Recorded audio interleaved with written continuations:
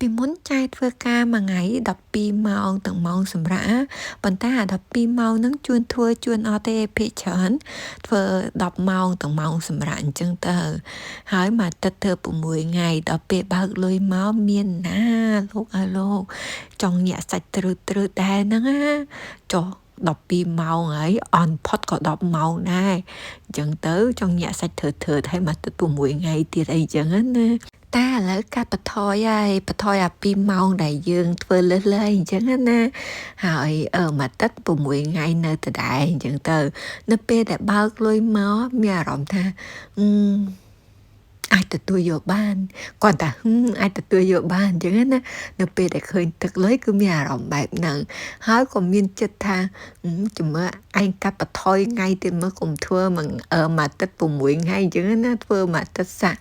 5ថ្ងៃអីមើលយ៉ាងមិនដែរអញ្ចឹងទទួលយកបានអត់អីអញ្ចឹងណានៅពេលឃើញលុយបានដឹងថាយើងទទួលបានឬទទួលបាន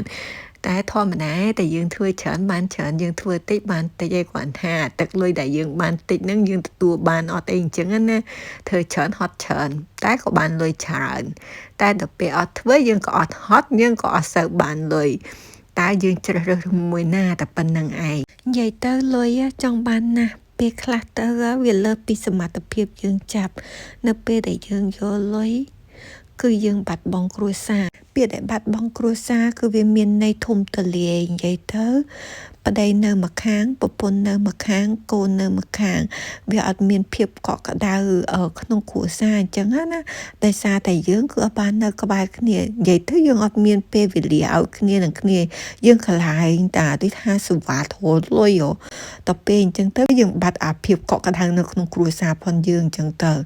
ហើយពេលខ្លះទៀតក៏វាអាចដល់ថ្នាក់បែកបាក់គ្រួសារយើងដូចគ្នាដែរដោយសារតែយើងអត់មានពេលវេលាឲ្យគ្នាហើយមនោសញ្ចេតនាដែលយើងធ្លាប់មានឲ្យគ្នានឹងគ្នាក៏វារលាយបាត់បង់ម្ដងបន្តិចហើយភាពកក់ក្ដៅដែលយើងផ្ដល់ឲ្យគ្នាហ្នឹងក៏វាមិនបានធ្វើឲ្យយើងឆ្អែតដែរយើងក៏ត្រូវតែរកការងារធ្វើដូចគ្នានិយាយទៅ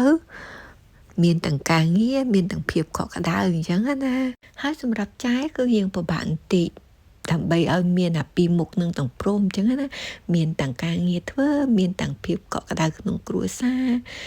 ព្រោះអីអាចចិត្តមួយចង់បានលុយគេអាចចិត្តមួយទៀតខ្វះភាពកក់ក្ដៅក្នុងគ្រួសារអាចចិត្តមួយទៀតវាហួសពីសមត្ថភាពដែលឯងឈោងយកដល់ដោយសារសុខភាពផ្លូវកាយយើងក៏វាមិនអំណោយផលដែរអញ្ចឹងណាឥឡូវមានតែរៀនកាត់បន្ថយម្ដងតិចតម្រាំទៅដល់គោលដៅដែលចែចង់បានអីអញ្ចឹងណា